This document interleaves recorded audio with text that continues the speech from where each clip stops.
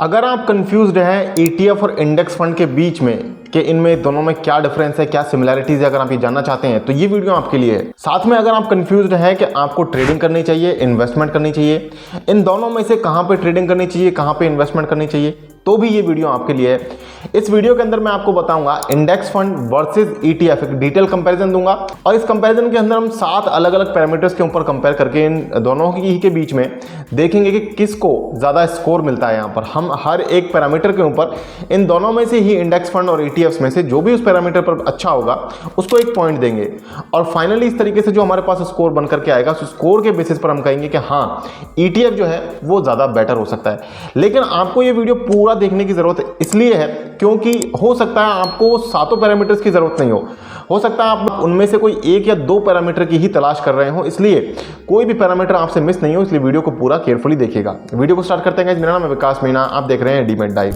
सबसे पहले गाइस आपको ईटीएफ और इंडेक्स फंड का बेसिक डिफरेंस समझने के लिए या सिमिलैरिटी समझने के लिए ये समझना जरूरी है कि इंडेक्स फंड क्या है और ईटीएफ क्या है। पहले इंडेक्स फंड की बात करते हैं। तो इंडेक्स फंड को समझने के लिए आप म्यूचुअल फंड्स को तो जानते ही होंगे। म्यूचुअल फंड्स में क्या होता है, एक स्टॉक्स का बास्केट रहता है, पोर्टफोलियो होता है 30 से 50 स्टॉक्स के बीच का, जहां पर म्यूचुअल फंड का फंड मैनेजर जो है वो उन शेयर्स के अंदर आपके दिए हुए पैसे को इन्वेस्ट करता है और उस इन्वेस्टमेंट के काम के बदले आपसे एक्सपेंस रेशियो के नाम पर एक फीस लेता है। अब यहां पर ये म्यूचुअल फंड का कॉन्सेप्ट हो गया। अब इंडेक्स फंड जो है वो एक तरीके का म्यूचुअल फंड ही है, यानी कि आप आपका पैसा फंड मैनेजर को देंगे और फंड मैनेजर उस पैसे को इन्वेस्ट करेगा, लेकिन अब वो कंपनीज में इन्वेस्टमेंट करने की बजाय इंडेक्स के अंदर इन्वेस्ट करता है। अब इंडेक्स का मतलब ये हुआ कि इंडिया के अंदर सेंसेक्स और निफ्टी ये दो बड़ी इंडेक्सेस हैं। इसके अलावा सेक्टोरल इंडेक्सेस भी हैं, बैंक निफ्टी भी एक इंडेक्स है, ऑटो इंडेक्स है, इसके अलावा एफएमसीजी की भी एक अपनी इंडेक्स है। इस तरीके से अलग अलग इंडेक्सेस हैं इंडिया के अंदर। तो अब किसी भी एक पर्टिकुलर इंडेक्स के अंदर अगर कोई म्यूचुअल फंड इन्वेस्टमेंट करता है, जैसे कि मान लीजिए निफ्टी के अंदर, तो वो निफ्टी इंडेक्स फंड कहलाता है, यानी कि वहां पर जो भी इन्वेस्टमेंट की जा रही है वो सिर्फ और सिर्फ निफ्टी में जो कंपनीज आती हैं उन्हीं के अंदर 50 कंपनीज के अंदर की जाती है। अब यहां पर होता क्या है, इंडेक्स फंड में जो आपका रिटर्न है वो आपका रिटर्न जो है इंडेक्स के कंपैरिजन में बिल्कुल सेम रहता है। जो इंडेक्स रिटर्न देगी वही रिटर्न आपको इंडेक्स फंड में भी मिलेगा।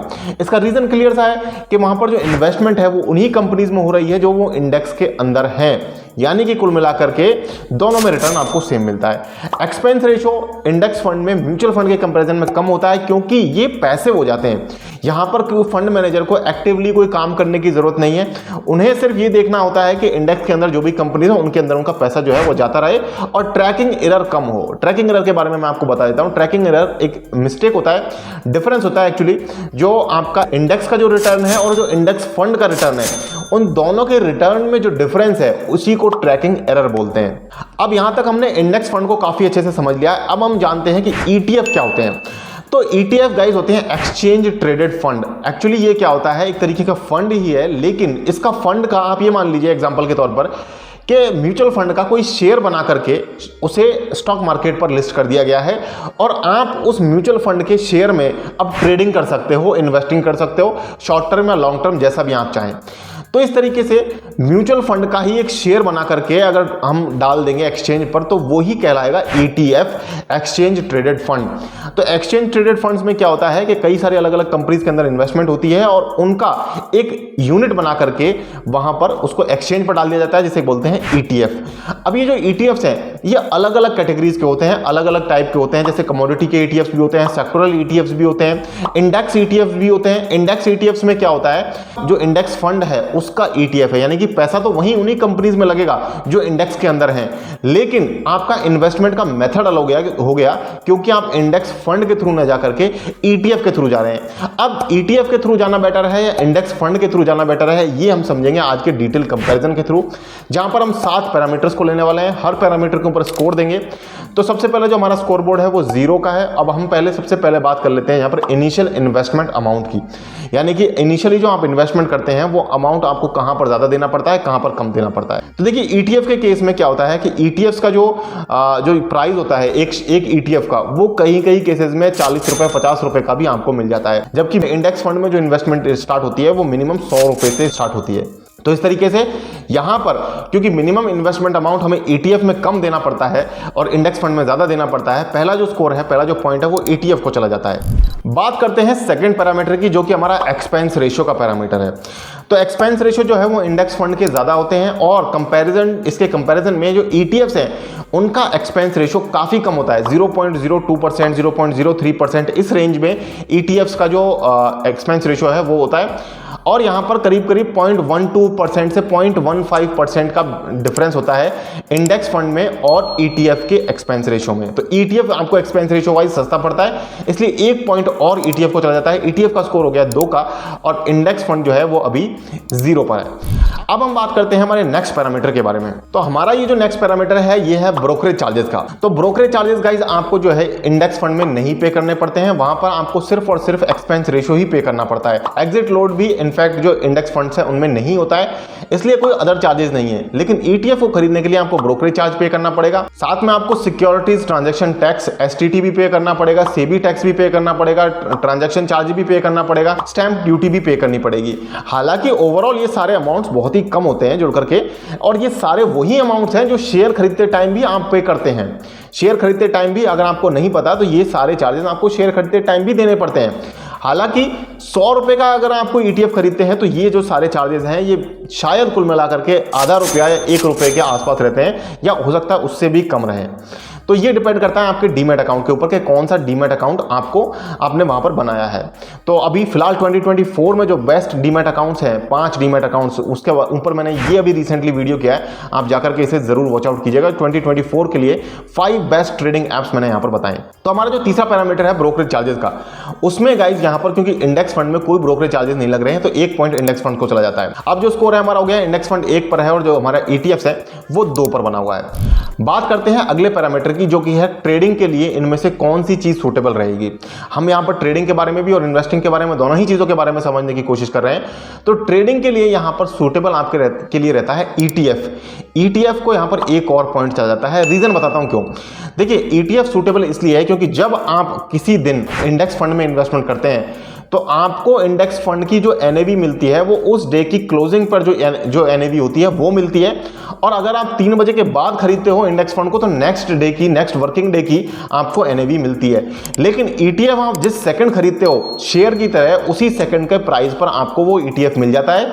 और अगर आप उसको 5 मिनट बाद अगर ईटीएफ का प्राइस बढ़ गया 1%, 2% और आप उसे बेच देते हो तो आपको वहां पर इंस्टेंट आप उसका प्रॉफिट बुक कर सकते हो, जो चीज आपको इंडेक्स फंड में नहीं मिलती है। और साथ साथ यहां पर एक फायदा ये भी है ईटीएफ्स का कि ईटीएफ जो है वो शेयर से कंपैरिजन में कम रिस्की है ट्रेडिंग के लिए। तो इस तरीके से ट्रेडिंग के लिए भी क्योंकि ईटीएफ बढ़िया है, ईटीएफ को एक और पॉइंट चला गया है। हमारा जो स्कोर है वो हो गया है 3 पर ईटीएफ है और इंडेक्स फंड को भी 1 ही पॉइंट मिला है। अब हम बात करते हैं नेक्स्ट हमारे इन्वेस्टमेंट के मेथड की। तो हम इन्वेस्टमेंट अगर आप लॉन्ग टर्म करना चाहते हैं तो उस केस में क्योंकि हम एसआईपी के तरीके से जनरली इन्वेस्टमेंट करते हैं तो वो जो एसआईपी का मेथड है वो आपको इंडेक्स फंड में ही मिलेगा, वो आपको ईटीएफ में नहीं मिलता है। तो इन्वेस्टिंग के पर्पज से यहां पर इस पॉइंट में 1 पॉइंट जो है वो चला जाता है यहां पर इंडेक्स फंड को, क्योंकि इंडेक्स फंड आपको एसआईपी की फैसिलिटी प्रोवाइड करता है। ईटीएफ में आपको एसआईपी की फैसिलिटी अभी कोई ब्रोकर नहीं दे रहा है। इंडेक्स फंड का स्कोर हो गया 2 पर और जो ईटीएफ है वो भी बना हुआ है 3 पर।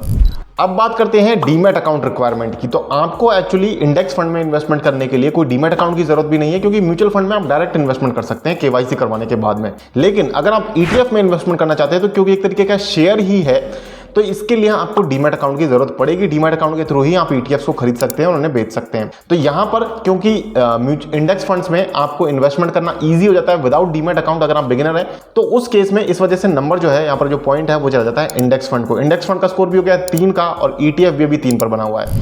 अब बात करते हैं फाइनल हमारा जो पॉइंट है वो है लिक्विडिटी प्रॉब्लम। तो ये चीज मैंने आपको लास्ट वीडियो में भी बताया था, जब मैंने आपको ईटीएफ के बेसिक समझाने की कोशिश करी थी। ईटीएफ का कॉन्सेप्ट मैंने समझाया था, मैंने वहां पर भी बताया था कि ईटीएफ के अंदर लिक्विडिटी का थोड़ा सा प्रॉब्लम रहता है।